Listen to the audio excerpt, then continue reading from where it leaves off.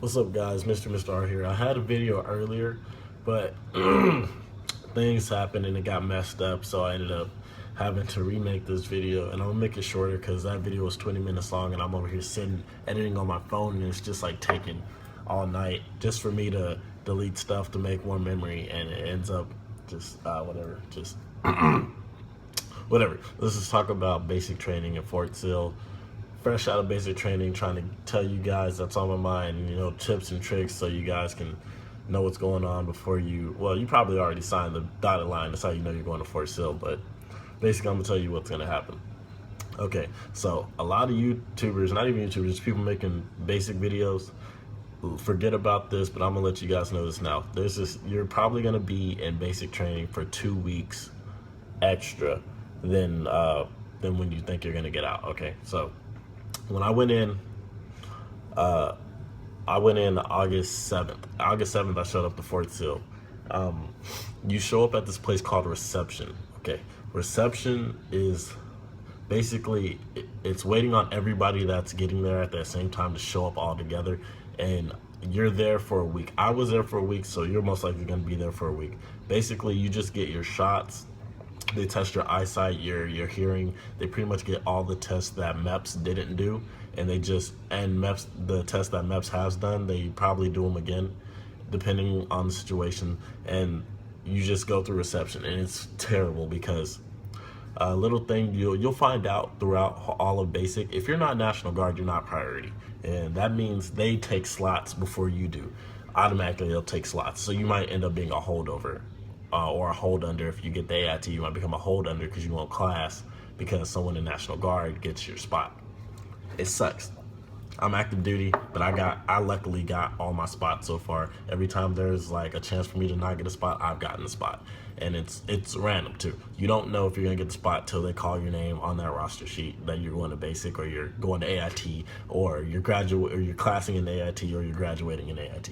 But basically reception, it sucks. Like you'll get everybody's gonna know you're new. Everybody at Fort Sill, Fort Sam Houston, Fort whatever, wherever you're at, they're gonna know you're new because you're gonna be wearing your civilian still. You're gonna be walking around. You're not even gonna be marching. They're gonna try and march you, but you don't know how to march yet, unless you've been to JROTC. You know how to march, but you're gonna be walking. You're gonna walk the chow. You're gonna be like, oh, this is kind of cool, because they're not really gonna be yelling at you, because those aren't your real drill sergeants. So those are just your drill sergeants for reception, and some are cool, some are not. Just how it is. So don't get buddy with any drill sergeant, platoon sergeant, whatever. If they're a sergeant, don't try and become friends with them, because they're not your friends. They are not your friends. They'll be cool with you if they're your sergeant. Like whenever you get into basic, your drill sergeants might become cool with you. As soon as you graduate, you don't exist. They don't know who you are. They don't remember you, because they've done this several times. They've had several people come through. Like maybe they'll remember you as that one guy who accidentally did this and screwed this up or whatever, but they're not gonna be cool with your drill sergeants unless you get lucky or whatever.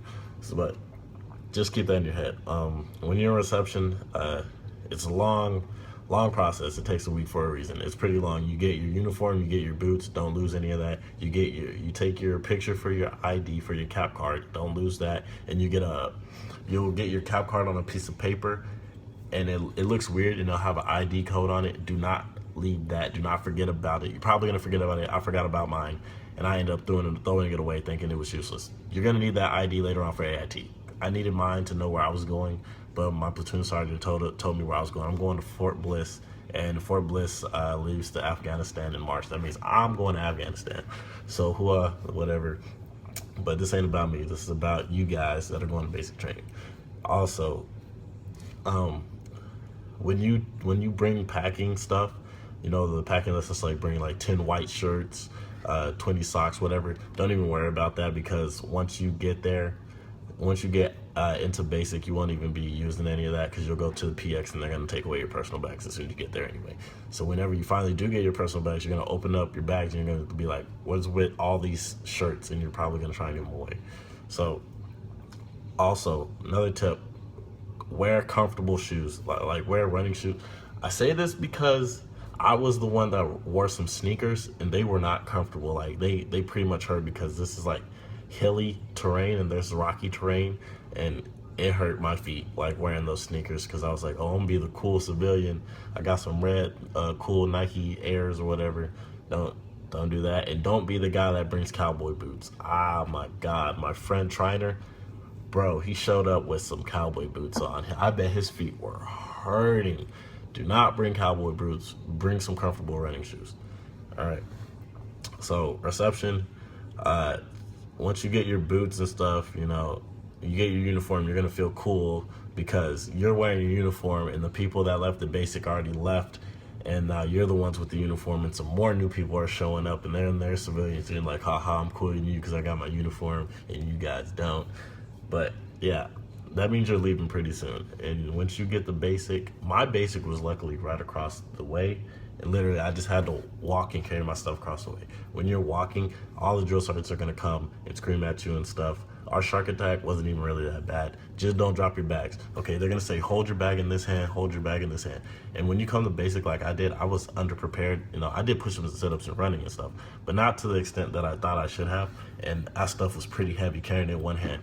But as soon as you start walking, just put it in both hands. They're not even gonna pay attention to you. You're gonna be walking like this, walk like this, hold your bags, because you're gonna have a lot of bags. It's gonna be heavy. You're gonna have something on your back, you're gonna have things in your arms. It's gonna be heavy, and it's gonna hurt. Do not drop it. If you drop it, you will get a shark attack.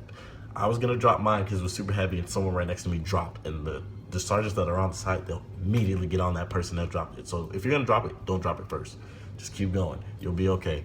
Once you get there, they're gonna make you put your stuff on the lawn, and then you're gonna go in formation, they're gonna yell at you, whatever, and then they're gonna tell you, go grab your stuff. Do not panic. Everybody does this. For some reason, they panic. They're gonna be like, you guys got 10 seconds, 10, 9, 8. Everybody runs as fast as they can. Literally, one person got pushed, fell over, and almost got trampled to death. Okay, that person got injured, and they were injured for a week. Luckily, it was 0 week, which I'll get to right now. 0 week, it's pretty much the do's and do nots of basic. They'll teach you what to do not. They'll take your packet. They'll give you stuff to be like, sign here, sign here, sign here. You get your stuff back. You give them to them. They'll give you stuff, whatever. It's week 0. You don't do anything. You're gonna be bored out your mind because you're at the bay all the time. Week 1 is when you start doing actual training. We started doing treadwell tower. Treadwell tower is all right. It's painful whenever you put the harness on, but like it's upper body strength majority. Get used to being yelled at by your drill sergeants and treated like scum, because that really never really stops unless you get a good basic like my roommate did, and like his place was really chill. I have the hardest, worst starship, and I still came out fine. If I can go through the hardest starship in basic training at Fort Sill, the second hardest, I believe, second hardest, Fort Benning's number 1.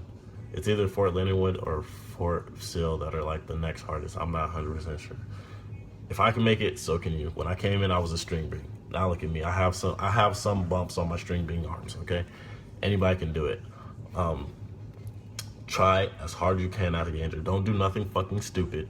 Like if you're gonna lift something, do it safely. If you need help, ask for help. Do not do it on your own and get injured. I'm telling you now, if you get injured, you will not graduate with your class. Okay, and that's like the worst feeling in the world, being stuck at basic. I've seen some nice soldiers. My friend Johnson got sick with a stomach virus, and he missed a week of training. He missed rifle qualifications, which is very important, and he missed grenade qualification, which is also very important. They made him recycle day 1, and qualification is like in the middle of whiteface, so he had to start all the way back. But no, he didn't start back on the same day. It was pretty much 2 weeks before graduation, he got sent all the way back to day 0. So I'm telling you, if you get injured, if you get sick, if it's like a little injury, and when I say little injury, that means like sprained ankle, like if your stuff isn't broken to where it's like, oh, I can't use this limb at all, that's when I advise going to sick call. It sucks because you will get recycled, but it's better to be recycled than die. Okay, nobody has died in my basic. Luckily, there have been times people have died. Also, do not try and kill yourself. Suicide is never the way out. Okay, just saying that now because in reception, a guy didn't want to go to basic. He wanted to go home. He did not want to go to basic. He tried killing himself, and they didn't take him to basic. 2 weeks later, he was in basic. He was in the easiest battery, but still, he was in basic. He was still in basic training. You're not trying to kill yourself. The only way to quit, the only way to fail basic training, the only way to go home is if you give up on yourself. The drill sergeants will not give up on you. They might treat you like crap, and they might really not like you. They will make sure you pass and become a soldier. Okay, just saying that now. There's no way of getting out unless you fail your PT. But even if you do, you're gonna get recycled. You're not going home. You sign that contract, you're not going home unless like it's very, very bad where you need to go home. Like if a parent dies, even if a parent dies, they'll probably give you an option to leave. But 9 times out of 10, I don't think you're leaving. Like one other soldier, her mom died in a car accident. The drill sergeants told her, I don't know if they told her, asked her if she wanted to go home or not, but they pretty much said, yeah, your mom's passed away and stuff. And they let her get her phone for a while to talk to family. But after that was about it. Like, and kudos to her because she's tough as hell. Like, even though her parents died, she still carried on. She still graduated. Okay, guys, push yourself as hard as you can, and you will pass. Even if you're not doing well, if the drill sergeants see that you are trying, you will graduate basic training. AIT is a whole different story here, because here it's like it's a whole new ballpark. This ain't kiddie zone no more. This is you. So train hard as hell for AIT. Don't even worry about basic. Be like, oh, yeah, I barely passed basic. If you barely pass basic, you ain't passing AIT. You better do decent on that PT test. Push yourself as hard as you can. Every time you got to get dropped because some idiot doesn't know what they're doing, do those push-ups. So many times I've seen people just sit there, not do push-ups. Same people that can barely pass the PT test, the push-up standard. Do those push-ups. It's going to fucking suck. I know it's going to suck because I've had to do it. Just do it anyway. And I failed my first PT test, but on the second PT test, I destroyed it, okay? Destroyed it. It wasn't no 300, but I passed that PT test. Like, I was a 108. I had a 108 PT score. I failed my sit-ups, and I barely passed my run. But when I took my second PT test, I scored a 190 something. It was a 190 something. I passed my PT test with a 190. I went from 108 to 190 within two weeks or a week and a half. I can't remember how long it is between each PT test. But yeah, if I can do it, you can too. Just gotta push yourself. Besides that, pretty much it. It's hot. When I came in right after graduating high school. So all the kids are there. The trainees are gonna be childish as hell. It's gonna suck. Having someone that's so immature joining the United States Army is gonna suck. But either they'll grow from it, or they'll still be childish and fail. Like this one kid that will not be named. He's a turd. He doesn't deserve to wear that U.S. Army patch on his uniform, and he got recycled because he decided to try and cheat the PT test. All the NCOs knew he was cheating the PT test. No integrity, so he got that ass right back in basic training. He deserved it too. He's a piece of crap. So try your hardest, do your best. Try not to get injured. Try not to get injured. I cannot stress that enough. If you get injured, you will be stuck and you will watch everybody else graduate. My friend Hockett, shout out to Hockett, I'm gonna send this to you later. You probably sleep already. She's an AIT now. She got injured twice. She was recycled 2 times and graduated my class. She got to Fort Sill in January. Okay, I got here in August, graduated October. She's been here January, and graduated October. It's a big gap. Big gap. And they've given her multiple times to go home, and she still stayed in the United States Army. Okay, she even got a medal from the command sergeant major. Be tough, okay? It's gonna suck not having your phone all the time, not having your phone whenever you want to, not be able to talk to family. Better get used to putting that pen to paper and writing notes, because that's the only way you're gonna get word from home. You gotta write letters. You're gonna be like, oh, what's going on outside the world? You're gonna wanna see the news. When I was here, there was a whole bunch of Black Lives Matter and protests going on about Donald Trump. It's crazy because it's a whole different world. Once you're behind those gates, once those gates close and you're in here, it's a different world. You don't know what's going on outside the world, and you're gonna be like, I miss my family. Don't think about family. Don't think about family. If you think about family, you're gonna want to go home. I started thinking about family like the last 2 weeks I was here, and it drug out. Like I was in basic, taking it day by day, every day. I just worried about the next meal. Just worry about the next meal. Just worry about the next meal and the next Sunday. Once you go to church, you get to have fun and stuff. On Sundays, you get your phone in white phase, for us anyways. And unless you have a cool basic like my roommate that's asleep, he had his phone every Sunday. It just depends on the luck of the draw. I had the worst one. I got mine every other Sunday, pretty much like every Sunday-ish on Whiteface. It depends if we were good or bad. If we were bad, we didn't get our phones, or our phone day got pushed from Sunday to Monday. It just depends. It was only 40 minutes too, so it was 40 minutes in Blueface, and Whiteface was only 20 minutes. So you got a few texts, few Snapchats, few Instagrams, then you're out. You didn't, unless you wanted to talk on your phone, but you only got 20 minutes, so you got one phone call basically. So it is what it is. It's a different world. If you're gonna come in at the standard, so you can at least see yourself get stronger. There was people that came in with already that had like damn near 300 PT scores, like super big muscles, 8-pack abs, you know, pretty much studs, and it was easy for them. They didn't have to try. The only time they had to try was rifle marksmanship. But guess who didn't have to try on the rifle marksmanship? Yep, all you country people out there that likes to go out hunting and fishing and all that stuff. You guys got it pretty easy in rifle marksmanship because it's not that hard. I got a 27 out of 40 and I still passed. So, you know, it is what it is. I can't shoot. I wasn't a shooter. I only shot one time before coming here, and that was a pistol. So don't even worry about shooting. That's not bad. The only thing I really want to stress in this video was reception, because people didn't know about that in week 0, because I didn't know about that either coming in. Reception in week 0 are the biggest shocks to me, because reception, nobody talked about it. People were just like, oh yeah, it's reception.